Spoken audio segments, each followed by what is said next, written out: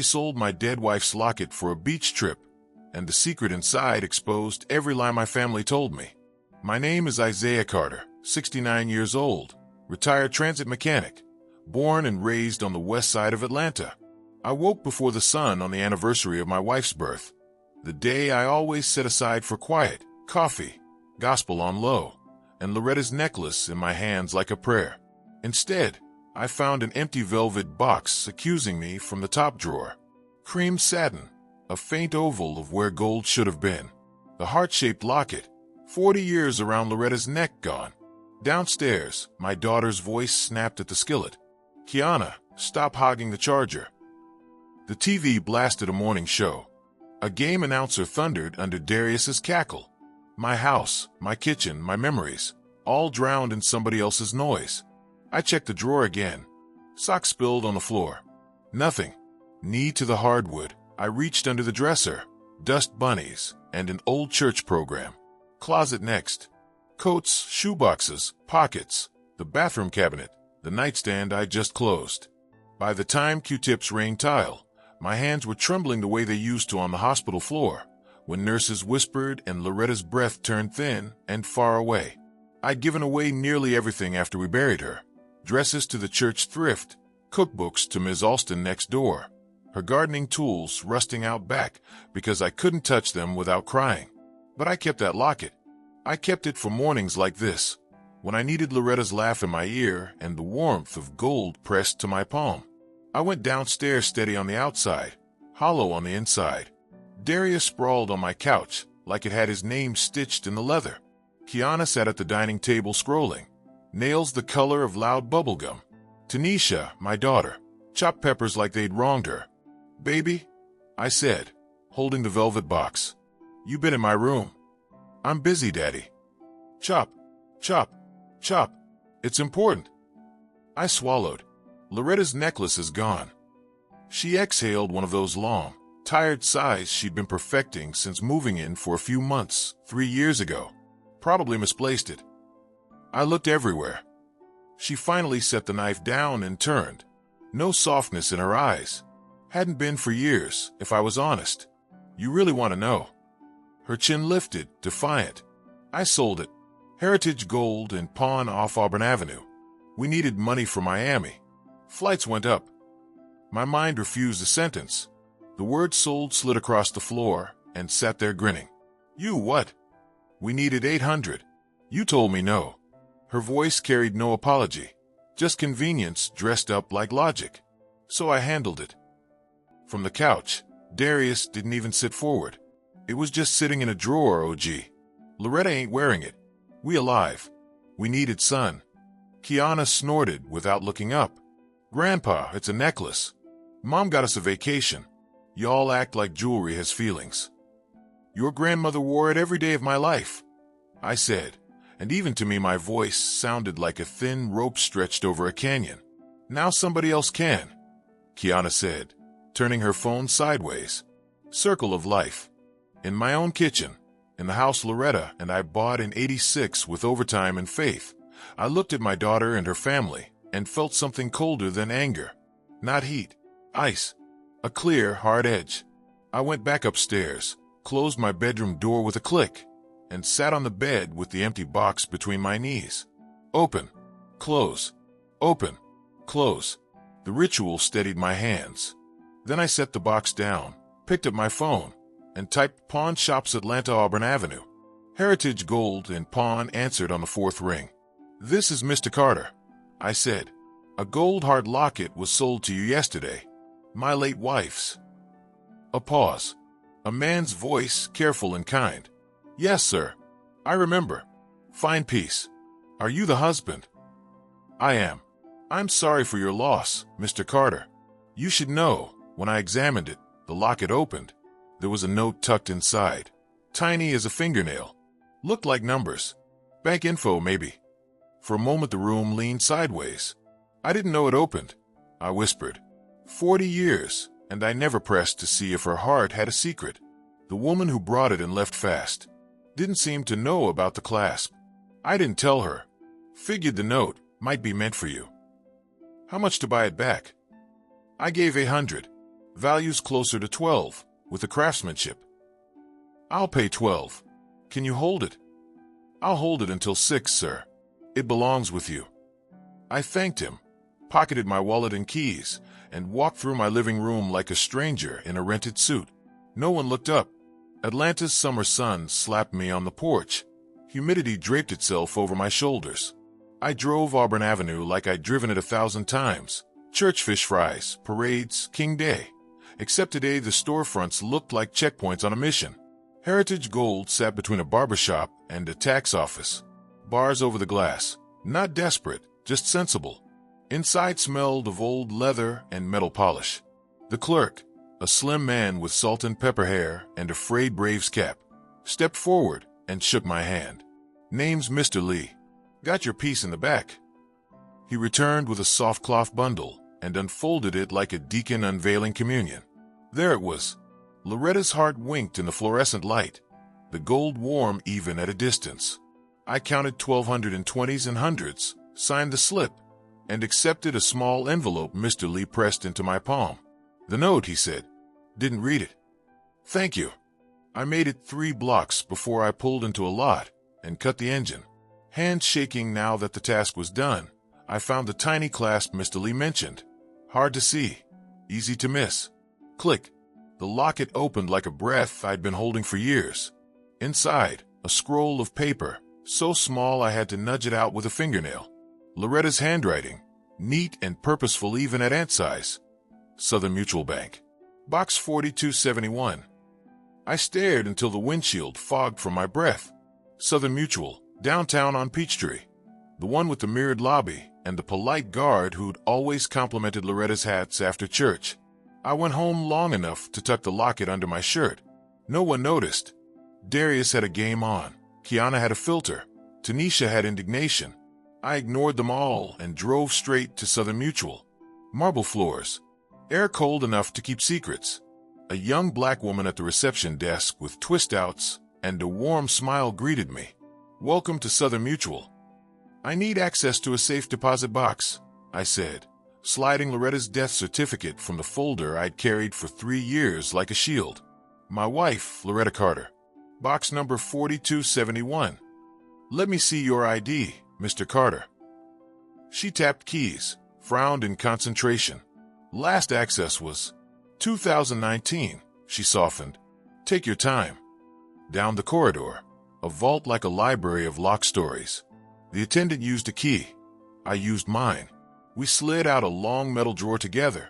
In a small, private room, the door went shut with a hush. My hands rested on cold steel. For a long breath's worth of minutes, I couldn't lift the lid. I did. Envelopes rubber-banded. Stacks of old-world $100 faces, peeking like shy cousins at a reunion. I counted 1, 2, then stopped counting and listened to the sound my heart made. A slow surprise. Underneath, a thick envelope with my name in Loretta's hand, Isaiah, written the way she labeled jars of peach preserves, patient, certain, loving. I held it to my chest like a hymnal. Then I broke the seal. My dearest Isaiah, it began. If you're reading this, the Lord has already carried me home. Please don't be mad I kept a secret. I know your heart. You would have tried to spend it on everybody else. I sat down. The chair was cheap. The words were not. I saved for 30 years, a little from every check, a little from Christmas overtime, a little from when you insisted on buying me a new coat, and I wanted the old one patched. Not because I didn't trust you, because I know our child. Tanisha is mine, and I love her, but she was born hungry for what glitters. If she is living with you after I go, she will try you, baby. Darius will help her. Kiana will learn what's easiest. $28,000 is here, and more when you sell what you need. Use this for you. Do not let guilt make you a fool. The house is yours. The rest is yours. If they say family, remember family is love, not rent-free entitlement. I know you keep things in your head like tools in a tray. Use them now. Be careful, be thorough, be strong. And know this, I saw all of you. I saw your kindness, your patience, your brokenness after I left. I am right here beside you in every decision you make to protect yourself. Forever and always, your Loretta. I pressed the letter to my shirt and cried in a quiet that felt holy. Not the messy, jagged tears I'd spilled at the graveside, but something cleaner, release, permission, a blessing. When I could breathe again, I placed the cash back in order, Loretta's letter in my inside pocket over my heart, and closed the box. In the lobby, the same clerk nodded as if she knew what happened to a man when he opened a door inside himself. Outside, Atlanta's heat met the bank's cool and balanced me. I drove home through streets that had raised me, past murals of heroes and brick churches where ushers still wore white gloves. At a red light on Ralph David Abernathy, I touched the locket through my shirt and spoke to my wife out loud. I hear you. In my driveway, I cut the engine and watched my porch for a full minute before going in. Tanisha's voice floated from the kitchen, sharp as ever. Darius laughed at something stupid. Kiana filmed her face in my hallway mirror. I walked past them all without a word, went to my room, and laid Loretta's letter on the desk where I paid bills and kept my grief. On a fresh yellow legal pad, I wrote today's date and the first line of the rest of my life. Document everything. I started with the simple things. Dates, times, the small indignities that had started to feel invisible because I'd learned to step around them. At 6:05 a.m., I photographed Darius's work boots parked beside my recliner. My recliner, the one Loretta bought me for our 25th anniversary. At 6:12, I shot the kitchen counter crowded with someone else's cereal boxes and an unstamped envelope addressed to me already slid open.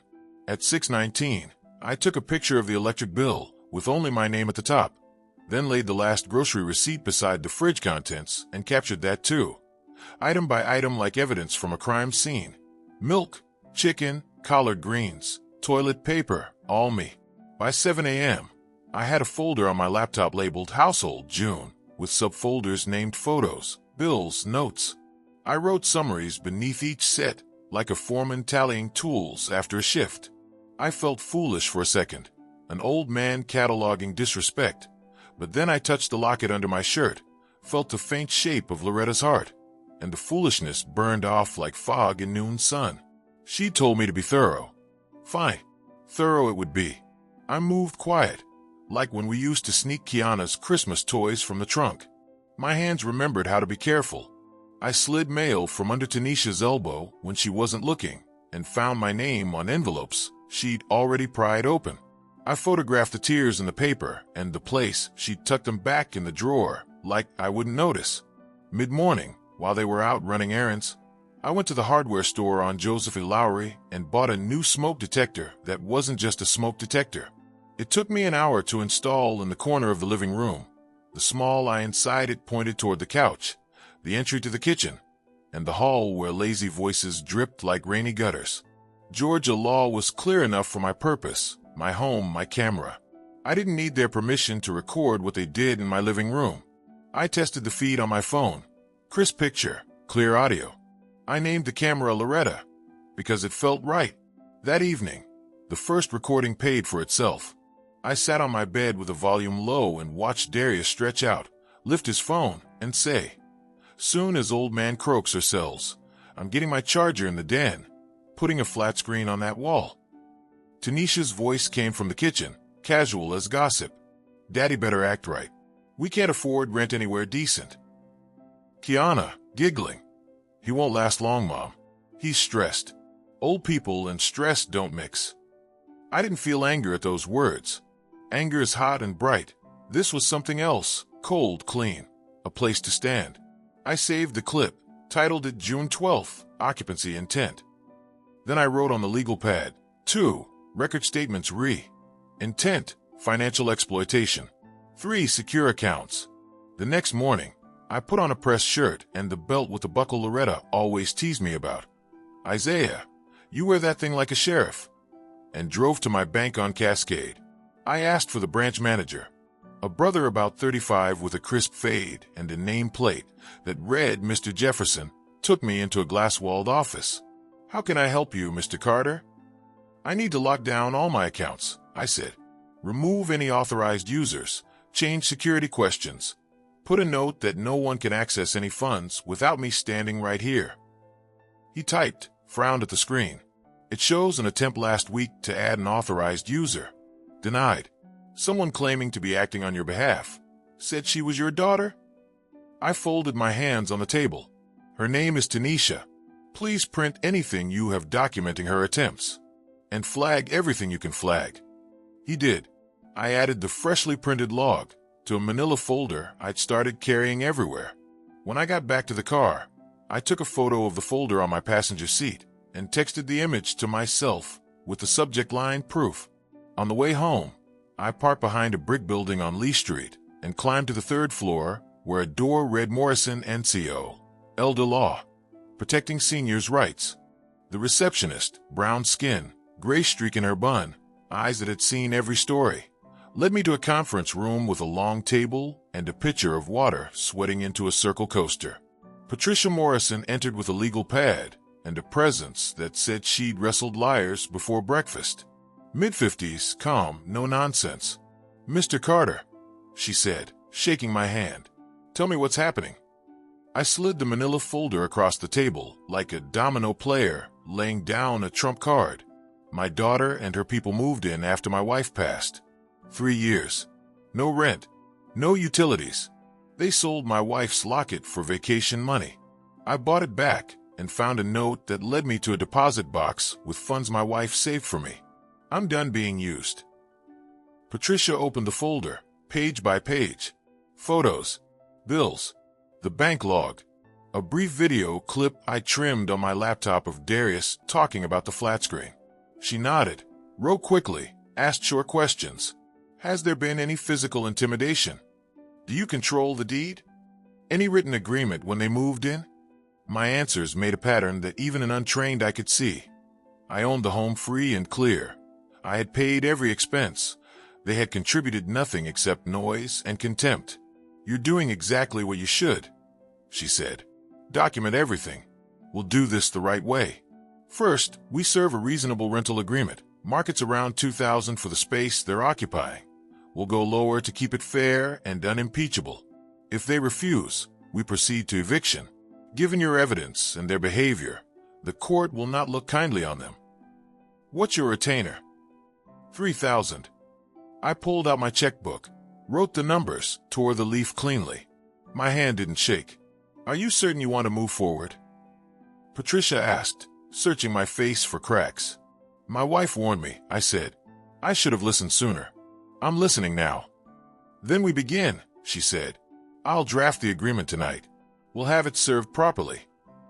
At home, I passed the TV. Darius watching a show where men yell at each other about sports, and the hallway mirror where Kiana had affixed a ring light like it paid rent. In my room, I opened the email Patricia sent before supper.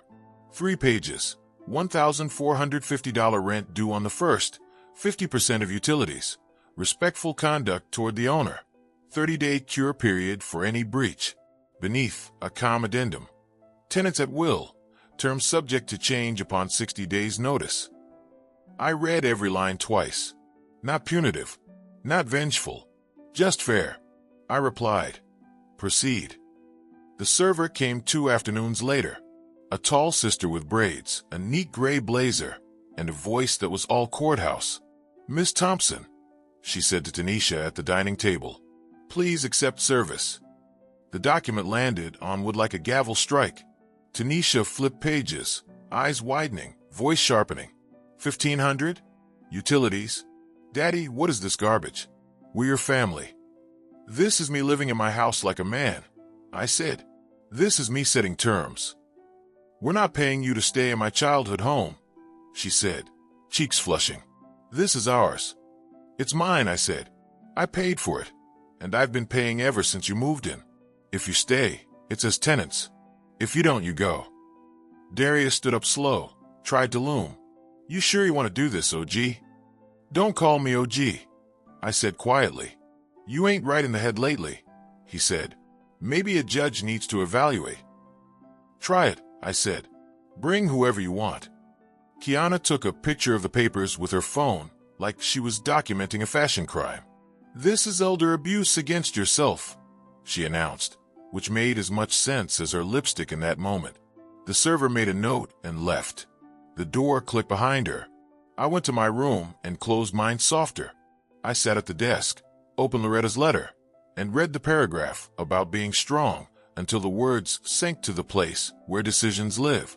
Then I wrote on my pad, "Will revise." 5. Change locks after lawful process. 6. Find a second key for the safe deposit box. Call Southern Mutual. 7. Daily logs, time-stamped. The next morning, I woke before my alarm, made coffee, and began printing. Bank statements for 3 years. Itemized lists of every loan to Darius. $600 for a busted radiator. $1,200 for emergency dental. $2,000 for a business venture that was apparently the science of disappearing money. On the spreadsheet, I put a column for amounts and a column for repayments. The second column stayed clean and white, zeros like little eyes stacked in lines. The total at the bottom rolled up to $18,900. I printed that and slipped it behind the photo of my refrigerator stocked with my groceries. Around noon, Kiana's voice drifted from the stairwell. "My grandpa is tripping," she told someone. "He served us a lease like he's a landlord." A pause, a laugh. "Girl, we go to South Beach again after this drama. Watch." I saved the new clip from Loretta's eye and titled it June 18th, Social Proof. That evening, while Tanisha banged cabinets for show and Darius gave my hallway the kind of stare men reserve for bar fights, I drove to a quiet office near West Paces Ferry, where a planner named Andrew Carter, no relation, specialized in rewriting futures. He read my old will, everything to Tanisha, and didn't flinch, just reached for a fresh stack of paper. "Whom do you want to bless?" he asked. 3 names came out steady: the Atlanta Food Bank, Grady's Memory Center, and the Georgia Senior Rights Coalition. "They actually help people," I said. "We'll make it airtight," he said, "and we'll add a no-contest clause to discourage challenges." I initialed here, signed there, breathed out, and felt something release inside my ribs, like a knot loosening under warm fingers. Back home, I passed the living room and felt 3 sets of eyes tracking me. I didn't stop. In my room, I wrote the last line of the day on my legal pad and underlined it twice. "Tomorrow, serve notice, then rest." "Loretta, I'm doing what you asked." The morning after I signed the new will, I woke up before sunrise again. Old habit. My hands found the locket at my chest before I even opened my eyes. The metal was cool, reassuring. I whispered, "I'm still at it, baby," to the ceiling fan, then pushed myself up and made coffee, strong enough to scrape rust off a wrench. The house was still. For once, I liked it that way. The silence reminded me of the years when Loretta would hum while frying bacon, and I'd be under the hood of my pickup in the driveway. We used to talk through the open kitchen window. Little things, bills, weather, church gossip. Those memories lived in this house like sunlight caught in old glass. But now, the stillness felt temporary, like the calm before another round of noise. At 7:15, the front door slammed, and the noise came back. Kiana stomped down the stairs in flip-flops, her phone glued to her ear. "He's serious, girl. Served us like some random tenants," she said. "Yeah, my grandpa. Hom. The old man losing it." I sat in my chair by the window, notebook in my lap, pen ready. The morning light caught her reflection on the TV screen, every word captured by Loretta's watchful eye in the corner. Tanisha appeared next, her hair wrapped tight, eyes already sharp from argument. "You couldn't sleep either?" she asked Darius, who shuffled behind her in gym shorts. "Man, how can I?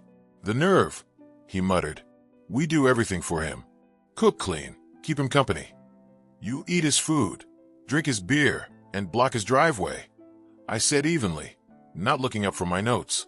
"That's not keeping me company. That's squatting." Tanisha rolled her eyes. "We're family, Daddy. I told you that woman lawyers filling your head with nonsense. Her name's Patricia Morrison, and she's doing her job." "And what's that? Turning you against your own blood?" I closed the notebook slowly. "No one had to turn me, Tanisha. You pushed me yourself." She opened her mouth, then stopped, jaw tight. "You'll regret this." "I already regret letting it go this long," I said quietly. She turned on her heel and stalked to the kitchen. Cabinet doors started slamming like thunder. Darius lingered, trying to stare me down. You really think a piece of paper's gonna change anything? We're here. You can't just... I can and I will.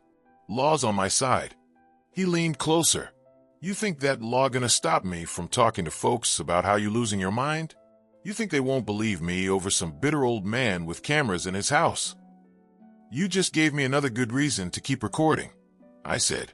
His smirk faltered for a second before he turned and walked off, muttering under his breath. I waited until I heard the front door close before pulling my phone from my pocket. I texted Patricia a short note.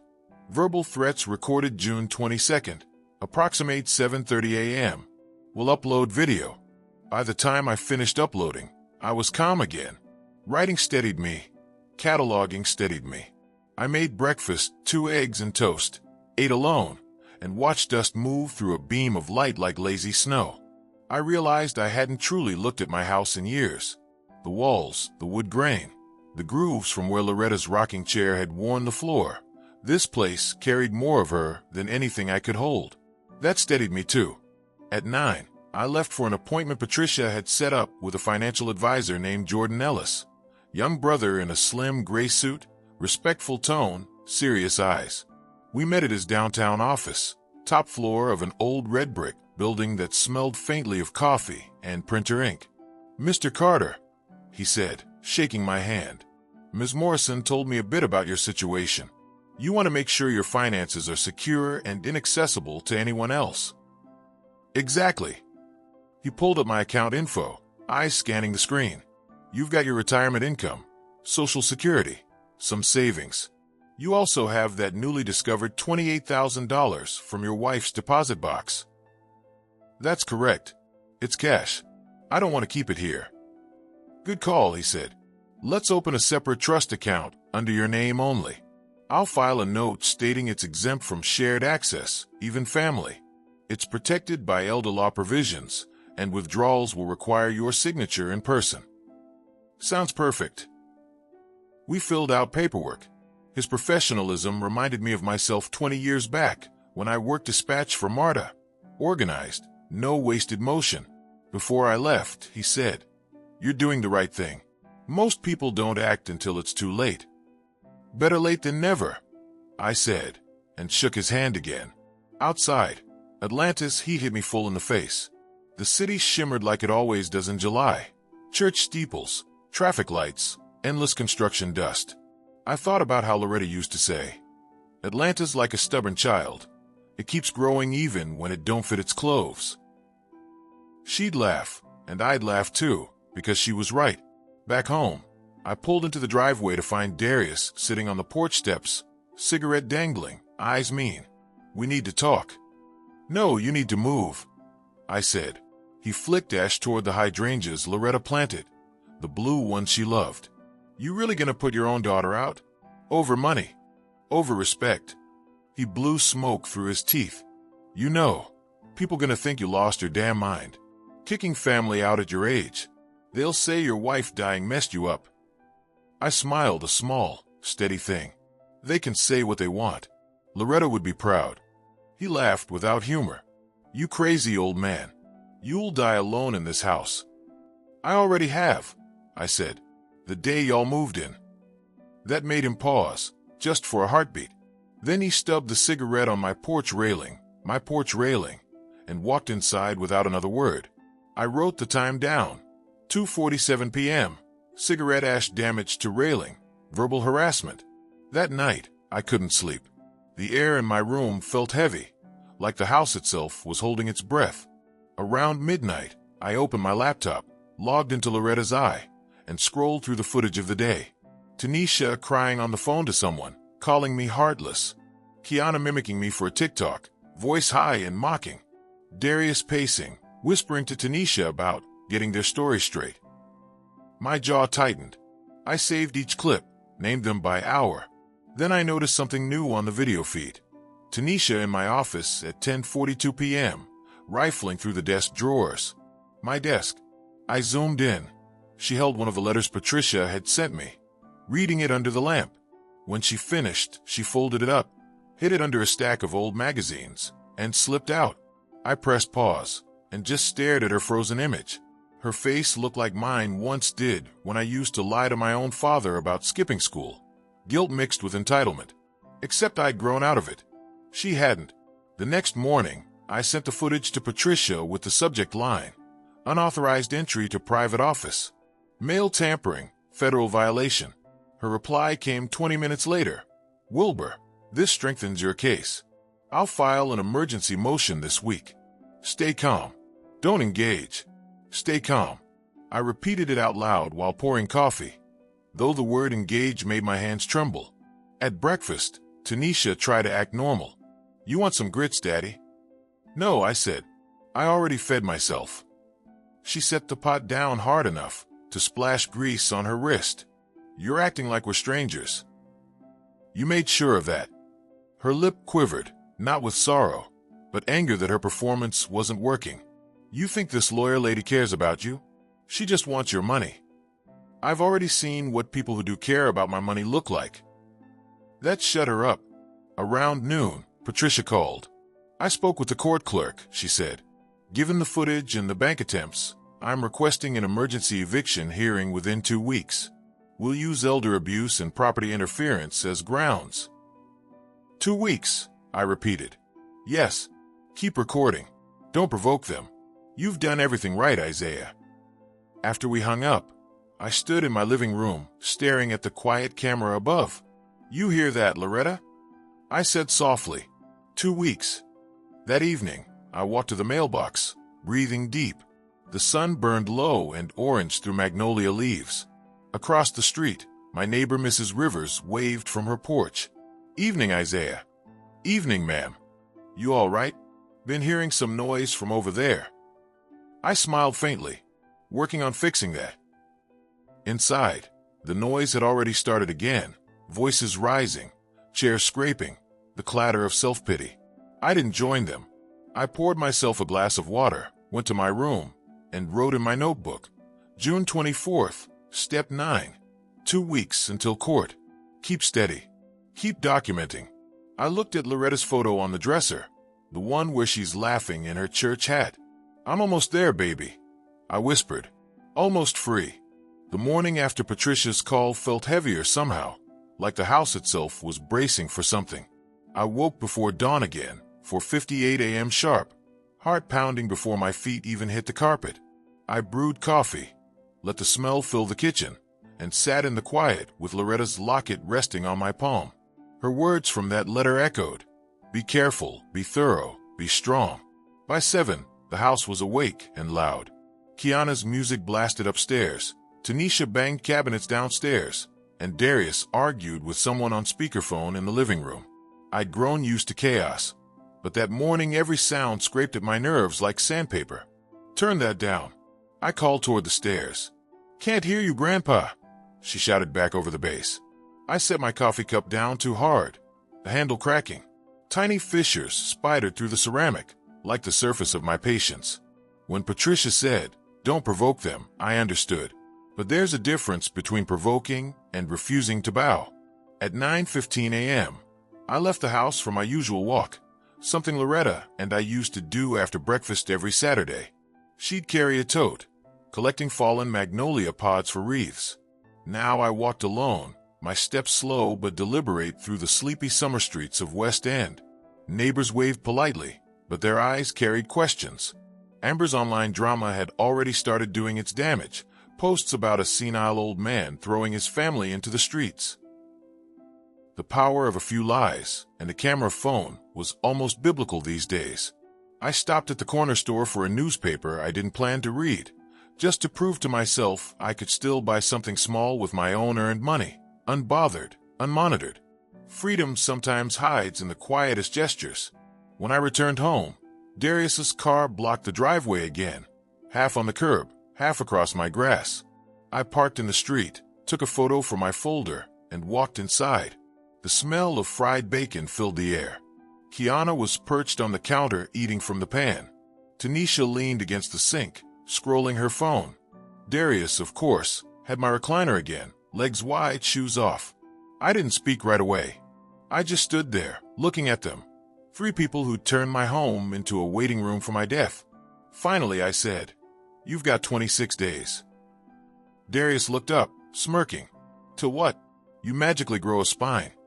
"No, till you're out." Tanisha sighed dramatically. "Daddy, please. You're turning this into a circus." "I didn't start the show," I said, voice steady, "but I'll finish it." She set her phone down, stepping closer. "You don't understand. We don't have anywhere else to go right now. It's not that simple." "Life rarely is," I said. "You had 3 years to figure that out." The knife-edge quiet that followed felt alive. Darius chuckled low. "You think the cops gonna drag your own daughter out? You think they'll side with you over family?" I met his eyes. "You bet I do. Because I've got the law, the footage, and the truth." He laughed again, but it didn't reach his eyes. "You keep pushing, old man, and you're gonna end up with a fall down the stairs one night." I held his stare until he looked away. "That right there," I said calmly, "is another threat caught on camera." Tanisha gasped, realizing too late what he'd said. "Darius." He stood, muttering, "Whatever," and stormed out the front door. I turned to Tanisha. "You let him talk to me like that again, you'll find yourself alone in court." "You think I want this?" she said, voice cracking between anger and guilt. "You think this is easy for me?" "No," I said, "but it's necessary for me." She didn't answer. When she finally walked away, I exhaled so hard it hurt. My knees trembled a little as I climbed the stairs. I wasn't scared exactly, more aware. Aware that the people I once trusted most were capable of treating me like an obstacle, not a man. That evening, I sat at my desk and opened my recordings folder. Loretta's I had captured it all. Darius's threat, Tanisha's silence, Kiana's laughter in the background. I clipped the segment, labeled it June 25th, verbal threat, physical harm implied, and uploaded it to the secure drive Patricia had created. Her reply came an hour later. "Got it. This strengthens our emergency case further. If they escalate, call me. Or the police." I typed back, "Understood." But I didn't feel understood. I felt tired. I walked to the window and looked out over the backyard. The grass needed cutting, but I hadn't dared leave my mower in the shed. Darius had started using it as his personal gym. Rust was creeping up the blades like red guilt. Loretta used to say you could tell the health of a man's soul by his yard. I wondered what mine said now. At dinner, the 3 of them ate without speaking to me. The air was thick with defiance and grease. I ate in silence, chewing each bite of chicken slower than necessary, feeling the weight of every swallow. Kiana finally broke the quiet. "Mama, when's court or whatever? I'm not trying to miss Miami again." Tanisha hissed, "Shut up, Kiana." I looked up, fork halfway in my mouth. "You planning another trip with my money?" Kiana froze. "I didn't. Don't bother. I'm not the fool you think I am." Darius stood up, plate half empty. "I'm done listening to this," he said. "I'm going out." "Good," I said. "Stay out." He gave me a glare over his shoulder, but didn't speak. The door slammed, shaking the walls. After they were gone to their rooms, I gathered every document Patricia had prepared. Rental agreement, bank logs, will copies, and locked them in the small safe I'd bolted under my desk. I replaced the key on my chain, right beside Loretta's locket. That night, I barely slept. Every creak of the house felt like a footstep. At 2 a.m., I heard whispering outside my door, Tanisha and Darius arguing. "He's bluffing," she hissed. "He's got a lawyer, T. He ain't bluffing." "Then what? You want us homeless?" "He's old, baby. We can handle this. We just gotta make him look unstable. One slip, one outburst, and he's toast."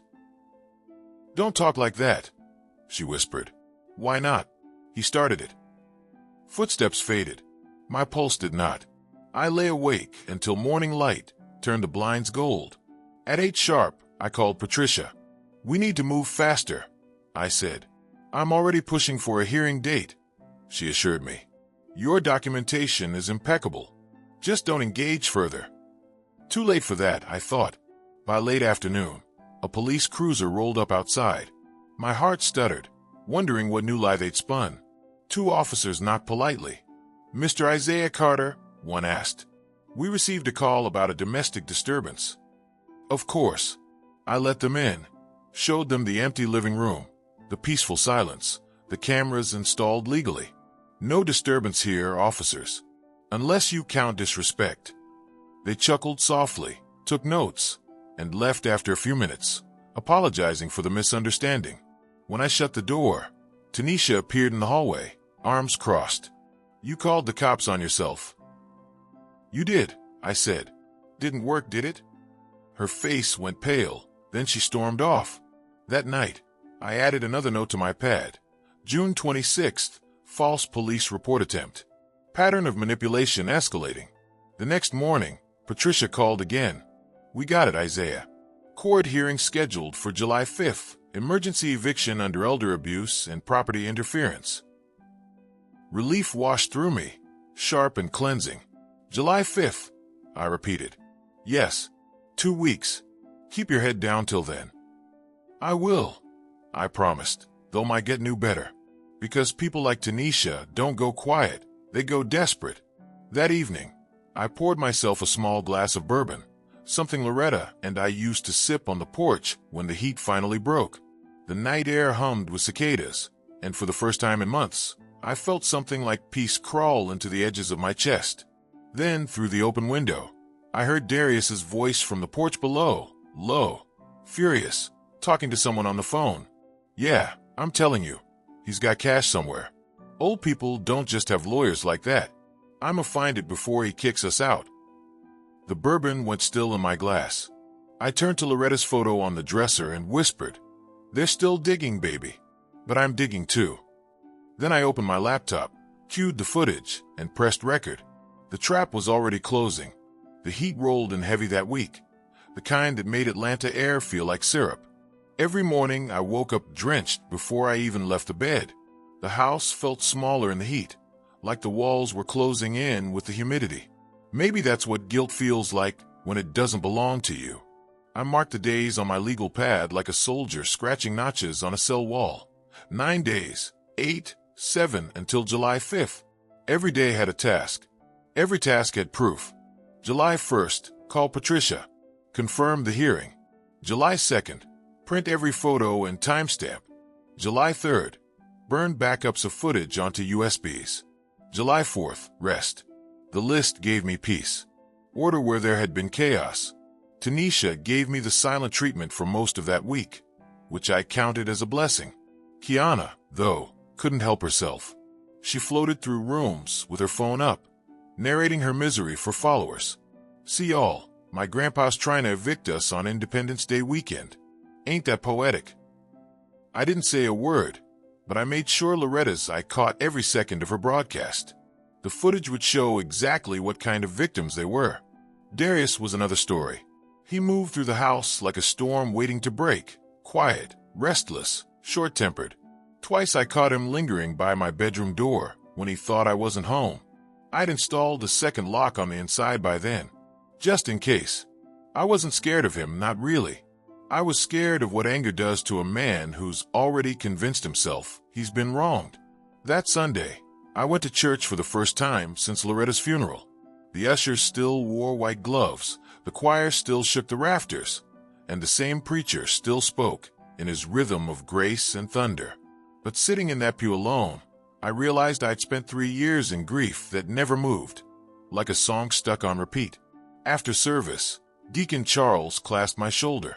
Isaiah, it's good to see you back, brother. Trying to reclaim my Sundays, I said. He smiled. Good. Don't let folks steal your peace. God gives it. You protect it. I nodded. I'm learning that lesson right now. Back home, peace didn't last long. Darius was in the driveway, wiping down his car with a rag, blasting music loud enough to shake windows. I parked behind him anyway, blocking his escape route deliberately. He smirked when he saw me. You trying to start something, old man? Just parking in my driveway, I said, locking my door. Won't be yours much longer if you keep messing with me. I turned to him. You keep talking like that, and you'll be telling it to a judge in handcuffs. He laughed, the sound ugly. You think some judge cares about you? About your dead wife's jewelry? You just bitter, 'cause nobody needs you anymore. That one hit harder than I wanted it to. I didn't show it, but the words stung. Because beneath the cruelty, there was a splinter of truth. I'd built my life around being needed by Loretta, by Tanisha, even by the job I'd worked for 30 years.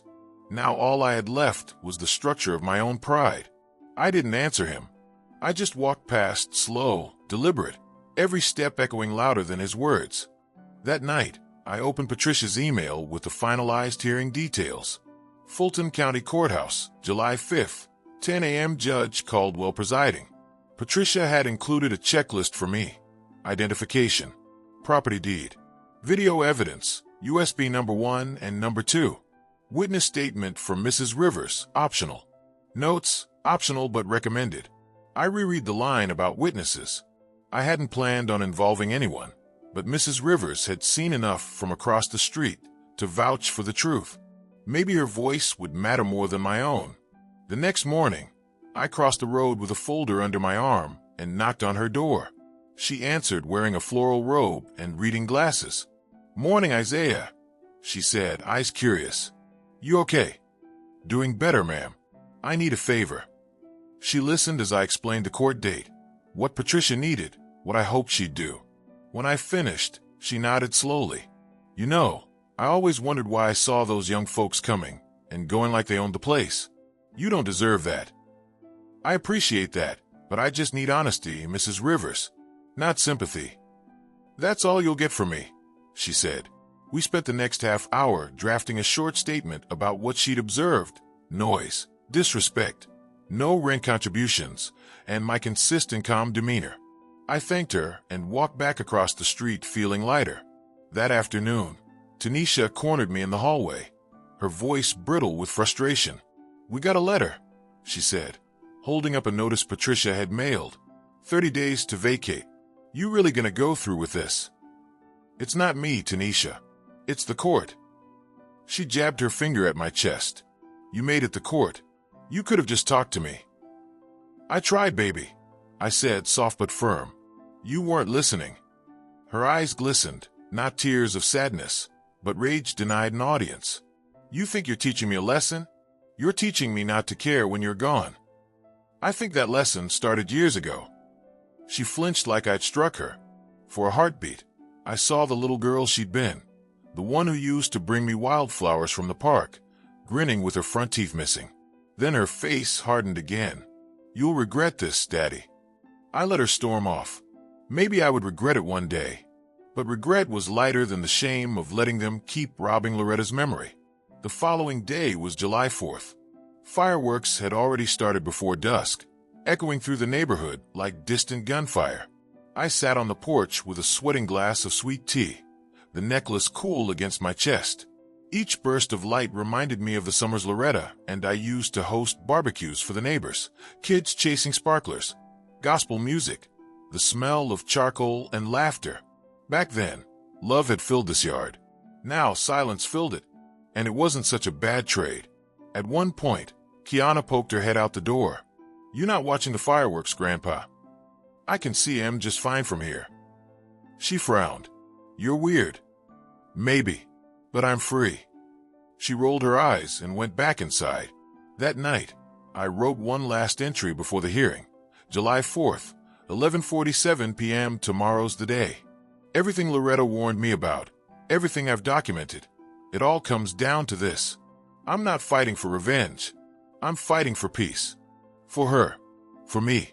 I slept lighter than a cat on a porch swing, waking up every hour to glance at the clock. When morning finally came, I dressed in my best navy suit, the same one I wore to Loretta's funeral.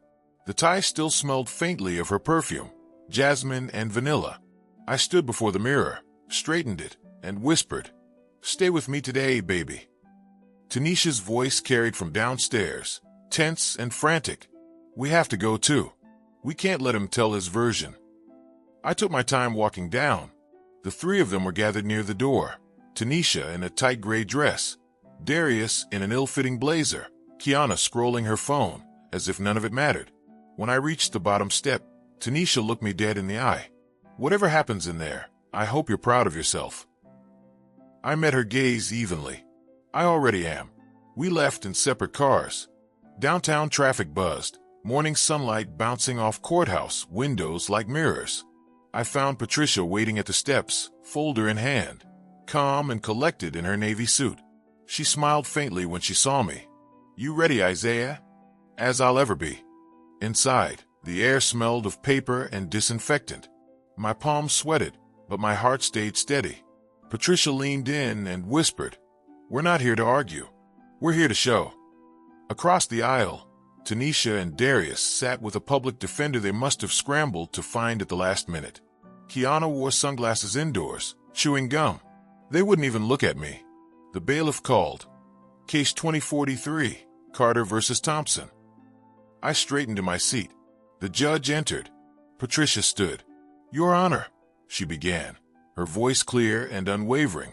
"We represent Mr. Isaiah Carter, the sole homeowner of 1649 Booker Street, seeking emergency eviction on the grounds of financial exploitation and verbal intimidation." As she spoke, she handed the judge our evidence folder, photos, statements, printed transcripts of the footage. The truth was all there, dressed in dates and timestamps. The judge adjusted her glasses, scanning the pages.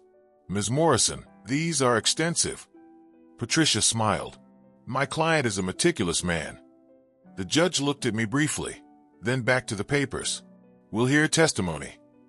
As Patricia nodded for me to approach the stand, I rose, feeling the weight of 70 years in my knees and the weight of Loretta's love in my chest. The courtroom was silent, all eyes on me. It was time to tell the truth out loud. The courtroom lights were too bright. I could see dust swirling in the beams above the witness stand, every particle floating like time slowed down. The bailiff swore me in, and when I said, "I do," my voice surprised me, strong, steady, not the trembling I had expected. Patricia gave me a small nod, the kind that says you've got this. Judge Caldwell was a woman maybe in her early 60s, silver-streaked hair, sharp eyes, and the kind of posture that said she'd been through decades of lies and wasn't fooled by many. "Mr. Carter," she said, her tone patient but firm, "you may begin." Patricia stepped closer to the bench. "Mr. Carter, please tell the court why you're here today." I took a breath, my hands folded on the wood rail before me. "Because my daughter and her family moved into my home after my wife passed, and they refused to leave. Because they've taken from me money, peace, and dignity. And because my wife asked me, before she died, to protect what we built." Patricia nodded. "How long have they been living with you?" 3 years, ma'am. What was supposed to be a few months turned into me living as a guest in my own home." "And during that time, did they pay rent or contribute to household expenses?" "No. Every bill, every grocery, every repair came out of my pocket." Patricia held up a stack of printed statements. "These are your utility and grocery receipts." "Yes." "Your bank statements?" "Yes." "And you documented each of these yourself?" "Yes," I said again, quieter this time but firm. Patricia turned to the judge. "Your Honor, the plaintiff's evidence includes detailed financial logs, photo documentation of property damage, and recorded statements showing intent to exploit." The judge flipped through the folder, adjusting her glasses. "Mr. Carter, you've been thorough." "My wife taught me to be," I said. A few people in the back row chuckled softly, not unkindly. Patricia paced slowly. "Can you tell the court about the incident with your wife's locket?" For a second, I felt the courtroom fade. The memory came back like a door swinging open to that empty drawer. "They sold it," I said, voice trembling for the first time. "A gold heart-shaped locket that belonged to my wife for 40 years. They pawned it to pay for a vacation. I bought it back the next day. When I opened it, I found a note she'd left for me, a bank box number. That note led me to money she'd saved for me, for my care, for my peace. She knew this might happen." The courtroom was silent except for the hum of the air vent. Patricia let the moment breathe before she continued. "Did you confront them about selling the locket?" "Yes. They didn't deny it. Said it was just sitting in a drawer." "And did that incident affect your relationship with them?" "It showed me what I didn't want to see," I said. that love had turned into convenience. Patricia nodded and looked at the judge. We'd like to submit Exhibit C, recorded video showing the defendant's verbal threat and acknowledgement of selling the property. The bailiff approached, took the flash drive, and inserted it into the courtroom monitor. The clip played, Darius on the couch, smirking, saying, "He ain't wearing it. We alive. We needed son." Then the moment when he muttered about the flat screen, followed by his later threat, "Keep pushing, old man. You're gonna end up with a fall down the stairs." Gasps rippled through the room. The judge's expression didn't change much, but her jaw set a little tighter. "Miss Thompson," she said, turning toward Tanisha, "is that your partner in the video?" Tanisha shifted uncomfortably in her seat. "It was a joke," she said quickly. "He didn't mean anything by it." The judge looked unconvinced. "Threats of violence are not jokes, Miss Thompson." Patricia pressed on. "Mr. Carter, have you ever physically threatened or harmed any member of your household?" "Never." "Have you ever raised your voice in anger?" "Only when I was ignored, and even then, not more than anyone would when they're being disrespected in their own home." Patricia smiled faintly. "Understood." She turned to the judge. "Your Honor, I believe that concludes my direct examination." Judge Caldwell looked to the defense table. "Ms. Hernandez," she said to the young public defender representing my daughter, "you may cross-examine." The woman, a nervous thing with a messy bun and a mountain of folders, stood and approached me carefully. "Mr. Carter, no one doubts your sincerity," she began, her voice soft. "But would you say grief has affected your perception? Losing your wife, living alone, could it have made you less tolerant?" Patricia started to object, but I raised a hand. "It's all right." I looked right at the defender. "Yes, grief changes you, but it doesn't erase your sense. I know the difference between missing my wife and being mistreated." She tried another angle. "You mentioned cameras in your home. Did you inform the defendants they were being recorded?" "Georgia law doesn't require me to. Not in my own house," I said evenly. "But wouldn't you agree that secretly recording family is, well, invasive?" I smiled slightly. "You don't call a lifeboat invasive when you're drowning." A few chuckles from the courtroom again. Even the judge looked like she was hiding a smirk. The defender sighed, flipping a page. "You said you felt unsafe, but you never called the police before the eviction process began." "Because I believed in my daughter longer than I should have," I said. That silenced her. She muttered, "No further questions," and sat down. The judge leaned back, tapping her pen. "Mr. Carter, you may step down." As I walked back to the table beside Patricia, I felt lighter somehow. Not happy, but right. Then Tanisha was called to the stand. She hesitated, whispering to the lawyer before rising. Darius leaned forward, glaring at me like he could burn holes through my back. "Miss Thompson," Patricia began, "why did you move into your father's home?" Tanisha's voice trembled. "After my mom passed, I was lost. My job had cut hours. Darius had just been laid off. Daddy said we could stay until we got on our feet." "And did you?" Her lip quivered. "We tried." Patricia's tone softened. "When your father asked for rent contributions, did you pay?" Tanisha looked down. "No, we couldn't." "Did you at any point sell your mother's locket?" Her eyes filled but didn't spill. "Yes, but I was desperate. I thought we'd replace it later." Patricia nodded. "Did you tell your father before you sold it?" "No." The room went quiet again. "Miss Thompson," Patricia said gently, "did your father ever threaten you, yell at you, or deny you food or shelter?" "No." "Did he ever harm you physically?" "No." Patricia stepped back. No further questions. When the defense attorney tried to rehabilitate her, Tanisha broke halfway through.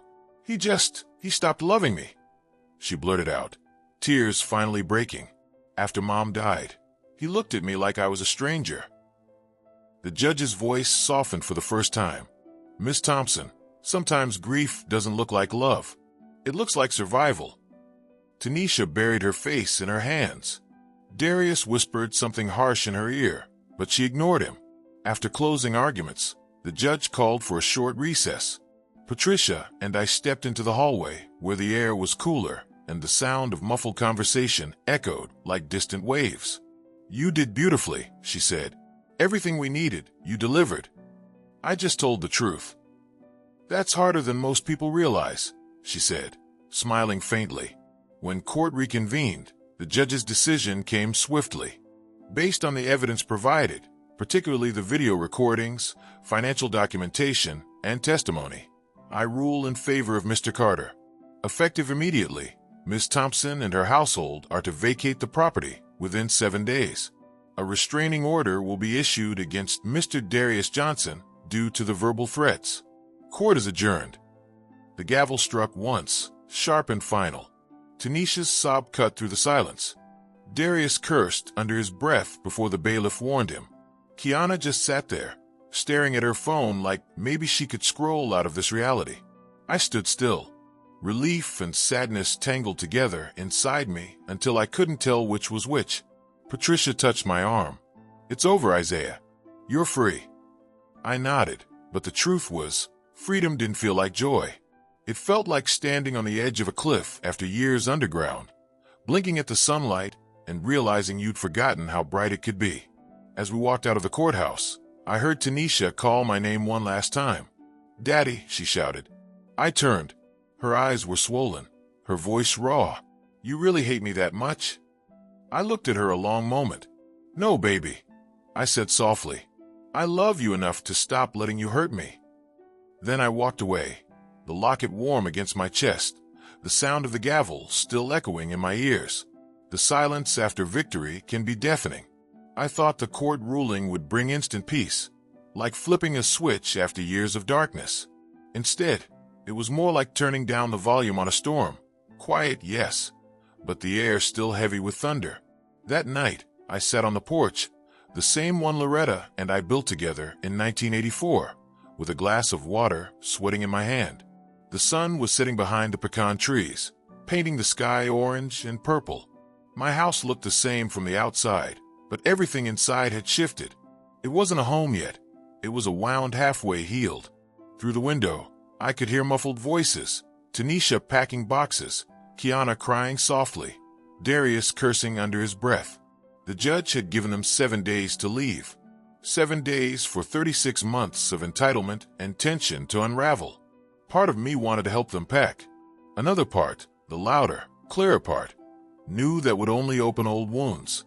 So I stayed on the porch and let the cicadas fill the silence where love used to live. The next morning, Patricia called. "Isaiah," she said, her tone brisk but kind. "I just wanted to confirm the sheriff's office has been notified in case they resist." "I'm not expecting trouble," I said, though I wasn't sure if I believed it. "Hope for the best," she replied. "Prepare for the rest. How are you feeling?" "Tired," I admitted. "Not from the fight, just from the years before it." "That's normal," she said. "It's like coming off a long illness. You need time to remember what peace feels like." We hung up after she promised to send a follow-up letter documenting the ruling. I sat by the window afterward, watching Darius carry boxes to his car. He moved like a man choking on pride, fast, aggressive, but unsteady. At one point, he looked up and caught me watching. He froze, then smirked and mouthed, "You'll regret this." I didn't respond. I just reached over, clicked the small button on my keychain, and watched the red light on my porch camera blink alive. Loretta's eye, still watching over me. Inside, Tanisha shuffled between rooms, mumbling instructions to Kiana. The girl followed behind, tossing clothes and shoes into garbage bags instead of suitcases. "This is ghetto," she muttered. "I can't believe Grandpa's kicking us out like we trash." Tanisha didn't answer. Maybe she was finally too tired to defend the indefensible. By evening, most of their things were gone. The house looked stripped bare of noise, but not yet clean of energy. Their shoes still by the door, fingerprints on the fridge, hair in the sink, tiny traces of their occupation, ghosts that hadn't yet learned to leave. When night fell, I heard movement again. My heart leapt too fast, too hard. I checked the porch camera feed on my phone. Darius, shirtless, walking up to the front door. He wasn't carrying anything this time. I unlocked the drawer beside my bed where my phone rested on top of a small metal flashlight. I wasn't a man for violence, but I'd learned not to mistake calm for weakness. I hit record and stepped into the hallway. Before I reached the door, I heard Tanisha whisper sharply from outside, "Darius, stop it. Just get in the car. I ain't leaving without saying my piece." The door rattled. My pulse thundered in my ears. I stood a few feet back, watching the knob twitch. Then silence. A car door slammed. Tires screeched. I exhaled slowly, my knees weak. They were gone for now. At dawn, I walked out to find muddy footprints across my porch steps. One of my flower pots lay shattered. Soil spilled like blood across the boards. I swept it up slowly, deliberately, every motion grounding me. When Patricia called again that afternoon, I told her about the footprints. "Keep documenting," she said. "Don't engage. The restraining order is active. If they come back, you call the sheriff." Understood. But there was something in her tone that told me she understood the deeper cost. The way a man's heart can bruise long after the battle ends. That evening, I started cleaning the house from top to bottom. Every wipe of the counter, every sweep of the floor felt like reclaiming territory. I found old things I'd forgotten. Loretta's favorite teacup hidden behind cereal boxes, her church fan tucked in a drawer, a photograph of us on our anniversary, me holding her from behind, her smile radiant. I sat down with that photo for a long while. "You'd be proud of me," I whispered. "You always said love without respect ain't love at all." The next day, I drove to the cemetery. It had been almost 2 years since I'd gone. Not because I'd forgotten her, but because the house had become my prison. Standing over her grave, I traced her name, Loretta Mae Carter, 1952 to 2022, with the tip of my finger. The marble was cool under the sun. "I did it, baby," I said softly. "I kept the house, and I found the strength you said I'd need. They're gone now. I'm still here." A breeze stirred through the trees. The chimes by the caretakers shed clinked faintly, like a whisper of approval. On the way home, I stopped by a small cafe. One Loretta and I used to visit after church. The waitress, a young woman with kind eyes, smiled at me. "Haven't seen you in a while, Mr. Carter." "Been preoccupied," I said, smiling faintly.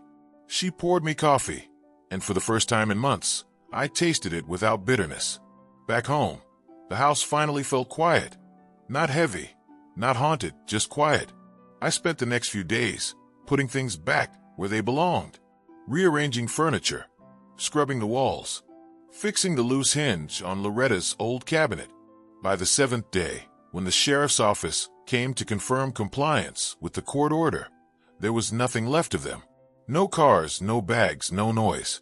Just me, my tools, and the echo of Loretta's laugh in every corner. The deputy, a young man named Jenkins, glanced around. "You did the right thing, sir," he said. "I hope so," I said. He looked at me for a moment. Sometimes doing the right thing don't feel right till much later. My old man used to say that. I nodded. "Smart man." He smiled, tipped his hat, and left. That night, I slept through the night for the first time in 3 years. No footsteps, no whispers, no doors slamming. Just the hum of the air conditioner and the creak of an old house remembering how to breathe again. When I woke, sunlight was pouring across the floor. I stood there a long while, barefoot on the warm wood, feeling something I hadn't in years, safety. I brewed coffee, humming an old Sam Cooke tune under my breath. Halfway through my first sip, my phone buzzed. Unknown number. I let it ring out, but then the voicemail alert came through. I pressed play. Tanisha's voice. Ragged, desperate. "Daddy, please, we're staying with a friend, but it's bad. Darius is drinking. Kiana's angry all the time. I know I messed up, but I'm begging you, please call me back." Her voice cracked near the end. "You're still my daddy." The message ended. I stood there, the phone heavy in my hand, the room utterly still. Part of me, the father still beating inside the betrayed man, ached to call her back. But Loretta's voice in memory was clearer. You can love her without surrendering to her chaos. So I saved the voicemail but didn't respond. Not yet. Maybe not ever. Instead, I sat on the porch as dusk settled, the necklace gleaming faintly beneath my shirt. For the first time in years, I wasn't waiting for someone to change. I was waiting for peace to stay. The cicadas began again. The air smelled of magnolia and rain. And somewhere deep inside, I heard Loretta's laughter again, light, proud, unburdened. For the first time, I laughed with her. The days that followed were strange. Not lonely, not exactly, just quiet. The kind of quiet that pressed against your ears until you realized it wasn't silence at all, but peace. It took me a while to get used to it. I'd wake up in the mornings expecting footsteps, voices, the clang of pots and pans, the television shouting from the living room. But there was nothing, just the hum of the refrigerator and the whisper of wind through the pecan tree outside. At first, the emptiness unnerved me. I'd walk from room to room, half expecting to see Tanisha's shoes by the door or Kiana's charger tangled in the outlet. Instead, I found echoes, indents on the carpet where their boxes had sat, faint outlines of the shadows on the walls. I cleaned everything. Every corner, every drawer, every fingerprint. I scrubbed the floors until my knees ached and the air smelled of lemon and pine. It wasn't just cleaning, it was reclamation. For every inch I wiped, I whispered to myself, mine again. On the third day, I found one last remnant in the guest room closet, a folded piece of paper tucked behind a shoebox. I opened it carefully. It was a note, written in Tanisha's handwriting. Daddy, I know you hate me, but I love you. I just didn't know how to do right by you. Maybe I never did. The words hit like a blow. I sat down on the edge of the bed, the note trembling in my hands. She was wrong. I didn't hate her. I hated what she'd become, what she'd allowed herself to be turned into. But hate and hurt were the same face if you're not careful. That night, I placed a note in my desk drawer beside Loretta's letter. 2 generations of women I loved, one saving me, one almost destroying me, both carved into my heart in different ways. The next morning, I decided it was time to fix the backyard. The grass had grown wild since Darius stopped mowing it. I pulled out the old lawnmower, checked the oil, and started it up. The engine coughed at first, then came to life with a familiar roar. I pushed through the tall weeds, sweat soaking my shirt, sun baking the back of my neck. It was hard work, but good work. The kind that empties your mind and fills it with purpose. By noon, the yard looked like it used to. Clean lines, fresh-cut scent, space to breathe. When I was done, I sat on the back steps with a glass of lemonade and thought about the years Loretta had tended that garden. Roses, collards, azaleas. She talked to every plant like it was an old friend. I remembered her kneeling in the soil, humming Sam Cooke's "A Change Is Gonna Come." Maybe it finally had. Later that afternoon, I drove to the pawn shop where the Locket had first been sold. Desert Gold, a little brick building squeezed between a barber shop and a car wash. The owner, Mr. Harris, recognized me immediately. "Mr. Carter," he said, smiling kindly. "I was wondering when I'd see you again. How's that necklace holding up?" "Still shining," I said, unbuttoning the top of my shirt to show him the faint glint of gold. He nodded approvingly. "Good. Jewelry like that. It ain't just metal, it's memory." I told him the whole story. The court, the eviction, the peace that followed. He listened quietly, hands folded on the counter. When I finished, he said softly, "You did what most folks can't. Chose yourself after years of choosing everybody else." "I almost didn't," I admitted. "That's how you know you did it right," he said. Before I left, he handed me a small velvet pouch. "A polished cloth," he said. "Free. Keep it bright."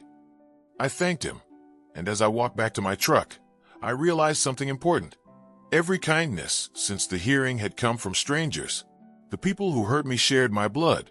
The people who helped me shared my humanity. That night, I made dinner for one. Baked chicken, green beans, and cornbread. Loretta's recipe. I set the table properly, even unfolded a napkin. When I sat down, I caught myself glancing at the empty chair across from me. I raised my glass toward it anyway. "To peace," I said. "And to you, Loretta." The next morning, Patricia called again.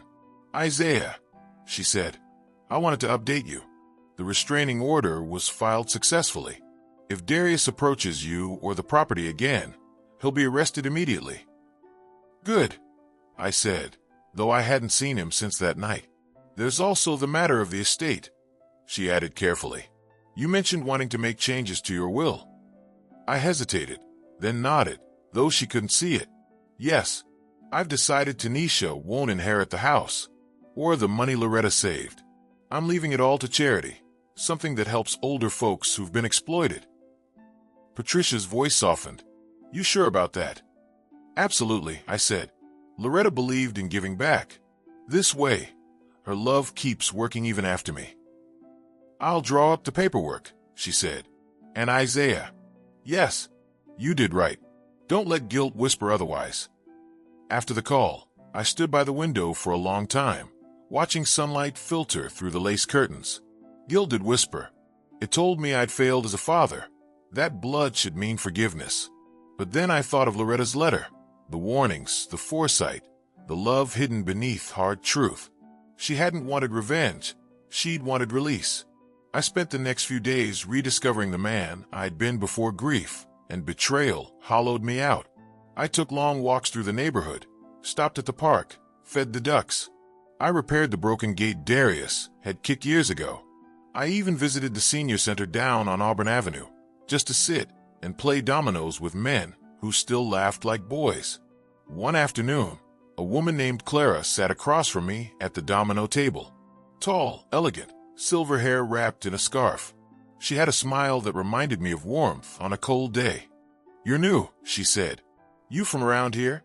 All my life, I said. Just hadn't been out in a while.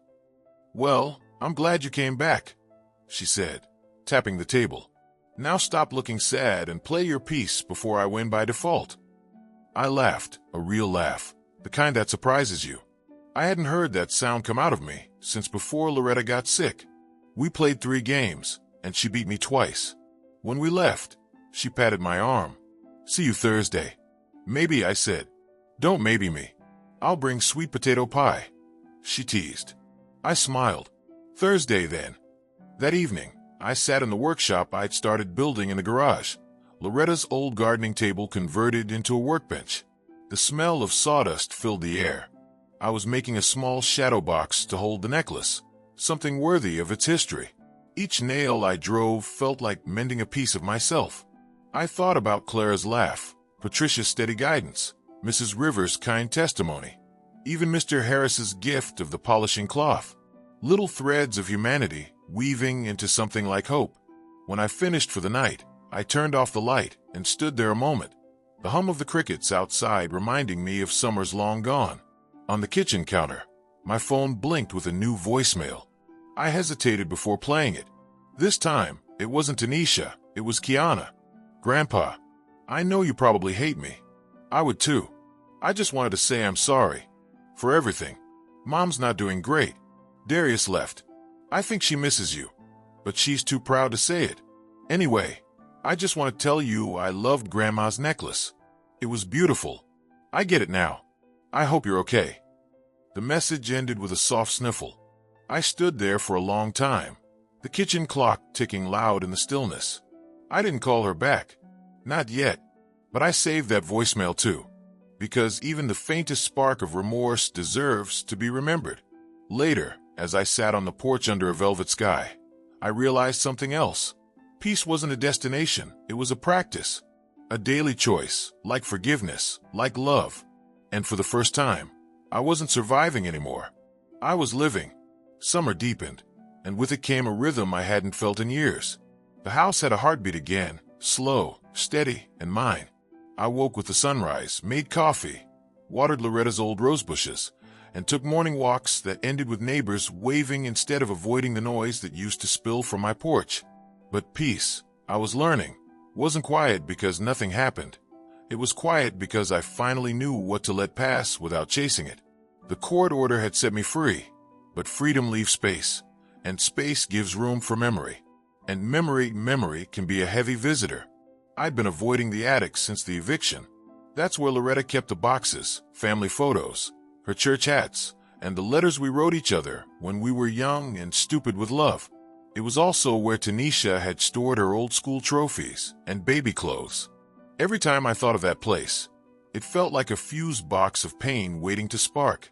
But one morning, a week after Kiana's voicemail, I decided it was time. The ladder creaked under my weight as I climbed up. Dust motes danced in the narrow beam of sunlight spilling through the vent.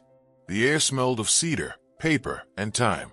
I found the boxes stacked neatly, Loretta's handwriting labeling each one in her graceful cursive. Christmas, family, Loretta's keepsakes, Tanisha's childhood. I started with the last one.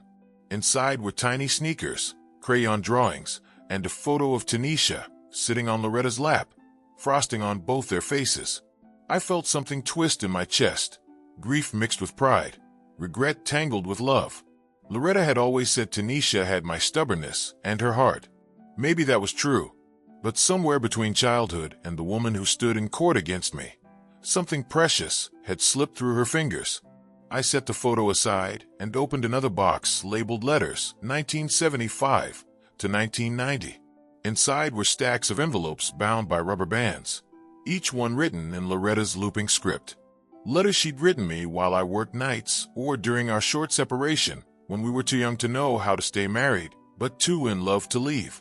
I opened the first one. Isaiah, you drive me crazy, but you also make me laugh when I least expect it. I think that's love, the thing that makes the hard part softer. Her words hit harder than any sermon I'd ever heard. I sat cross-legged on the attic floor, reading until my eyes burned. Each letter was a piece of her I hadn't realized I still needed. By afternoon, I'd been up there for hours, sweating and weeping in turns. Before I came down, I found one last envelope, different from the rest. Thicker paper, my name written carefully. No date. When I opened it, I froze. Inside was a copy of our mortgage, fully paid off, and another note in her handwriting. If you're reading this, Isaiah, then I'm already gone. I wanted you to remember.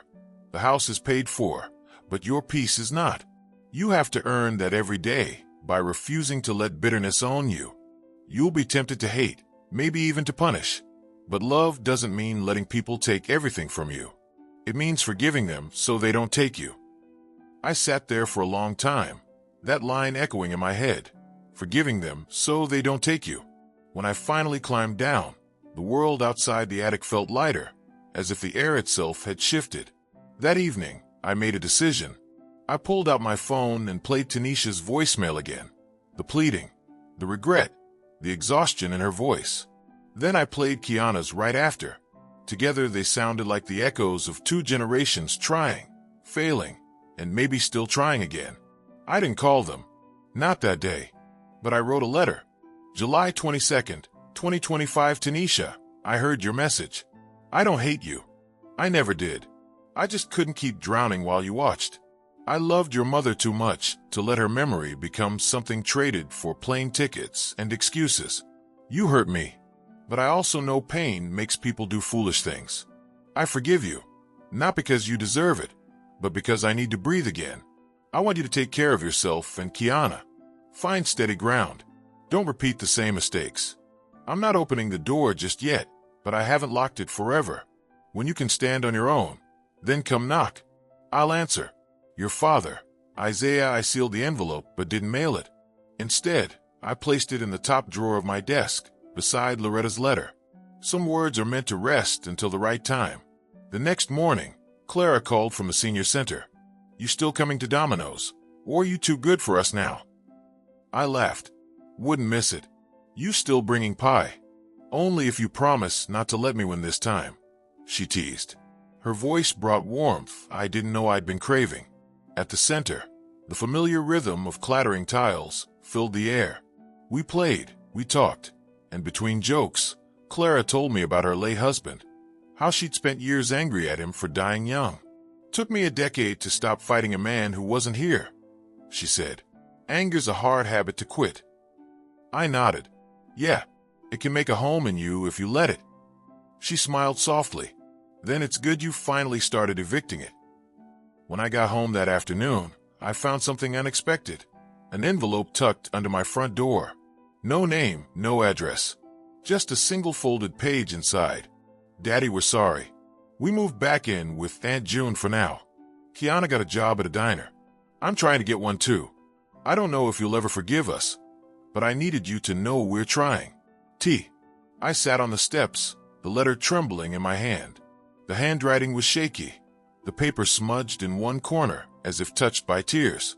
For the first time in months, I didn't feel anger or pity or even pride. I just felt the weight of forgiveness, not as a word, but as a living thing, breathing between us. That night, I took the note to the backyard and read it under the stars. Then I lit a small candle on the porch railing beside the locket, watching the flame flicker in the warm summer breeze. "You see this, Loretta?" I whispered. "She's trying. Maybe there's still something worth saving." A gust of wind stirred the flame, but didn't snuff it out. I took that as a sign. The next morning, I wrote another note, shorter this time. "Tanisha, I got your letter. Keep doing what you said.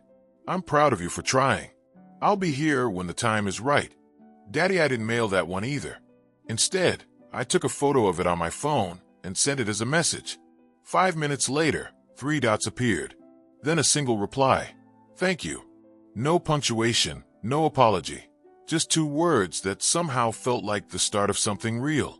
I stood by the window for a long time afterward, sunlight spilling across the floor, and thought about how strange forgiveness was. It didn't erase what happened, didn't undo the hurt, but it stopped the bleeding. And for the first time, I realized Loretta had been right all along. Peace wasn't found in victory. It lived quietly in the act of letting go. That night, I fell asleep with the window open and the locket on my chest, the gold warm against my skin. In my dream, Loretta was in the garden again, singing softly while Tanisha and Kiana laughed nearby.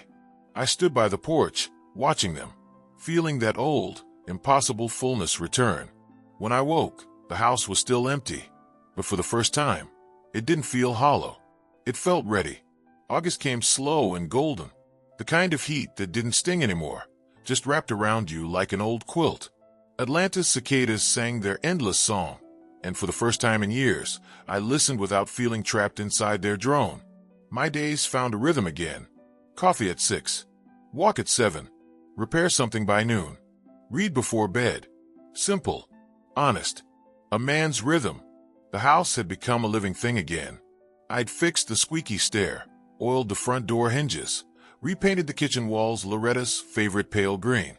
Every stroke of the brush felt like a conversation with her spirit.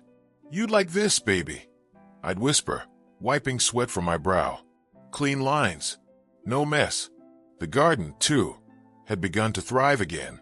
The hydrangeas were blooming blue. The roses she planted decades ago blushed red, and the air smelled like home. I spent most evenings on the back porch, rocking slow, watching the light fade over the yard. The same porch where, not long ago, anger and betrayal had echoed through the boards. Now it was only me, the locket, and the quiet hum of peace. But peace, I realized, doesn't mean forgetting. It means remembering without the pain biting at you. One evening, I decided to go through Loretta's box of keepsakes again. I'd been avoiding the smaller envelope tucked at the bottom, the one marked simply, "For after." Inside was a folded piece of paper and a photograph. The picture showed Loretta standing in front of this very house, holding little Tanisha on her hip. Both were smiling so wide it hurt to look at. Behind them, the garden was in full bloom, sunlight haloing them like a blessing. The note was short, written in her graceful, looping hand. "Isaiah, life doesn't stop with us. When the garden looks full again, plant something new. Something we didn't have time to. Don't grow old watching ghosts." I sat back in my chair, the letter trembling slightly between my fingers. She was always one step ahead, even in death. The next morning, I drove to Pike's nursery. The young man behind the counter, freckled, polite, asked if I needed help finding anything. "Something that blooms late," I said. "Something strong." He thought for a moment, then pointed. "Crepe myrtle. Hardy. Lasts through drought. Blooms even when the rest start to fade." "Sounds about right," I said. I bought 2. One for Loretta, one for me. Planting them took most of the afternoon. The Georgia clay fought me. Hard, unyielding. But I dug until the blisters formed, until sweat ran down my spine and my breath came short. When I finally pressed the roots into the earth, I whispered, "There, something new." When I looked up, Mrs. Rivers was watching from her porch across the street. "You out here burying secrets or growing hope, Isaiah?" she called with a grin. "Bit of both," I said. She chuckled. "Good. The neighborhood needs both sometimes." That night, I dreamed of Loretta again. She was sitting by the porch, humming softly, her hands folded over her lap. When I walked toward her, she smiled and said, "You kept your promise." I woke with tears on my cheeks, but they didn't burn. They cooled me like morning dew. A week later, I drove down to Aunt June's house. I didn't call first, didn't announce myself, just showed up with a bag of peaches and a pie I'd baked that morning. Tanisha opened the door. She froze when she saw me, shock flashing first, then something else. Guilt, maybe. Or fear. "Daddy," she said quietly. I smiled, small but real. "Didn't come to fight. Just thought I'd bring you some peaches. Still sweet this time of year." She hesitated, then stepped aside. "Come in." The house smelled of dust and fried food. Kiana was sitting on the couch, laptop open, earbuds in. When she looked up and saw me, she pulled them out, her eyes wide. "Grandpa," she said softly. "Hey there, baby." For a few seconds, no one spoke. The air was thick with everything unsaid. Then Kiana stood, walked over, and hugged me. Tentatively at first, then tighter. "I'm sorry," she whispered. "I know," I said, my voice catching. "I know." Tanisha wiped her eyes with the back of her hand. "You look good, Daddy." "So do you," I said, though she didn't, not really. She looked worn, but different, softer around the edges. We sat down in the kitchen. I set the pie on the table, cut 3 slices, and poured some sweet tea. For a while, we just ate. No accusations, no explanations, just the sound of forks and breathing. Finally, Tanisha said, "I got a job. Receptionist at a dental office. It's not much, but it's something." "I'm proud of you," I said, meaning it. She nodded. "We're saving up. Gonna try to get our own place soon." "That's good," I said. "You don't need much. Just peace and purpose. The rest finds you." We talked a little more. Nothing deep, but enough to start patching the bridge we'd burned. Before I left, Tanisha handed me a small box. "It's Kiana's idea," she said. Inside was a photo frame. It held the picture I'd found in the attic, Loretta and baby Tanisha in front of the house. Someone had written on the bottom in silver ink, "Home is where love remembers." I couldn't speak for a moment. My throat was tight. I nodded instead, blinking back tears. "Thank you." Kiana smiled. "Grandma would have liked it, huh?" "She would have," I said softly. "Very much." When I got home, I hung the frame above the mantel. The gold of the locket caught the sunlight nearby, both glinting together like they were part of the same heartbeat. The house didn't feel haunted anymore. It felt whole. That weekend, Clara came by with her sweet potato pie, just like she promised. She laughed when she saw the garden. "You've been busy, Isaiah Carter," she said, shading her eyes.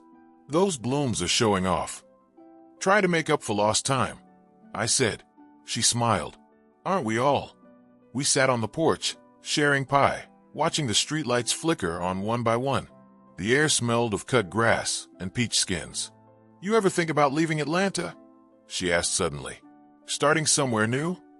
I looked out at the horizon, the street where Loretta and I had lived our whole lives.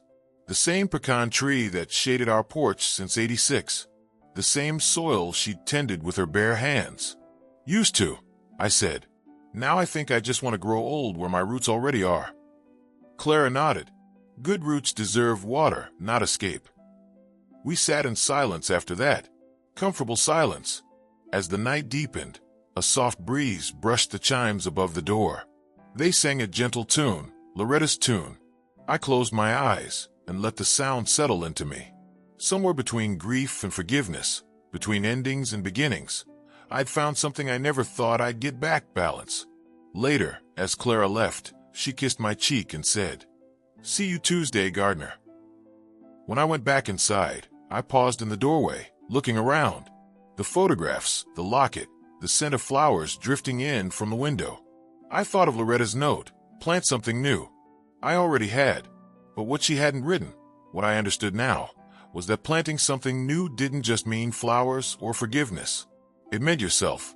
And for the first time in a long while, I was growing again. Autumn came to Atlanta slow, like an old friend taking their time to climb the porch steps. The heat gave way to cool mornings. Leaves traded their green for gold. And the garden, the one I'd rebuilt with dirt, sweat, and memory, began to hum with quiet beauty. The crepe myrtles I planted in Loretta's honor stood tall now, their branches bending slightly under clusters of late blossoms. The roses were thinning, the hydrangeas fading to pale lavender, but everything still felt alive. Not loud, not wild, just steady. Like me. Most mornings, I sat on the porch wrapped in my old plaid blanket, sipping coffee, watching the sun lift over the rooftops. The house behind me breathed differently now. No more arguing voices, no slamming doors. The floorboards creaked like old knees, and I loved them for it. It was the sound of something surviving. I'd seen Tanisha twice since that afternoon at Aunt June's. Once at the grocery store, brief smiles, no awkward words. Then again at the church fish fry last Sunday. She'd come with Kiana, both of them volunteering at the serving line. When I saw them ladling hush puppies and sweet tea for strangers, my chest did something I hadn't done in years. It swelled with pride instead of pain. After the event, Tanisha walked over, nervous but smiling. "Daddy, you want some leftovers?" she asked, holding out a styrofoam plate. "Only if you fried them yourself," I said. "Didn't burn a single batch." She laughed, eyes glimmering. That laugh, it was Loretta's all over again. We didn't talk about the past. We didn't have to. Forgiveness doesn't always come wrapped in words. Sometimes it's just two people standing side by side without flinching. That night, I sat on my porch swing and watched them drive away, taillights fading into the dark. The ache in my chest wasn't loneliness anymore. It was gratitude. The next few weeks slipped by gently. Clara kept coming by on Tuesdays, sometimes with pie, sometimes with a bag of groceries she claimed she accidentally overbought. I pretended to believe her. We'd sit outside, play dominoes, gossip about the neighborhood, and laugh until our cheeks hurt. She never asked too many questions about the past, and I never asked too many about hers. That kind of silence, the respectful kind, was its own kind of grace. One evening, as we packed up the dominoes, she looked at me and said, "Isaiah, do you ever think you and Loretta planned this? The quiet, the garden, the space for another chapter?" I smiled faintly. If she did, she didn't tell me. But she always liked surprises. Clara laughed. "I like that woman already." "She'd have liked you too," I said, and meant it. After she left, I walked through the house, checking the locks out of habit. When I passed Loretta's photo above the mantel, I stopped. For months, I'd spoken to her in whispers, in passing, like a prayer muttered between chores. But that night, something nudged me to sit down, open my notebook, and write. It wasn't my first letter to her, but it was the first one that didn't ache. October 14th, 2025, my love. The house is quiet again, the way you liked it. The garden's full, the crepe myrtles are blooming, and that porch swing you always said needed fixing finally moves smooth as butter. The neighbors stop by sometimes just to tell me how pretty the place looks. I tell them it's your doing, though they don't believe in ghosts the way I do. Tanisha's trying, baby. She's working steady now, and Kiana's saving for school. They still got the stubborn in them. You'd laugh at how much, but they're learning. I'm proud. I think you would be too. And there's someone new. Her name's Clara.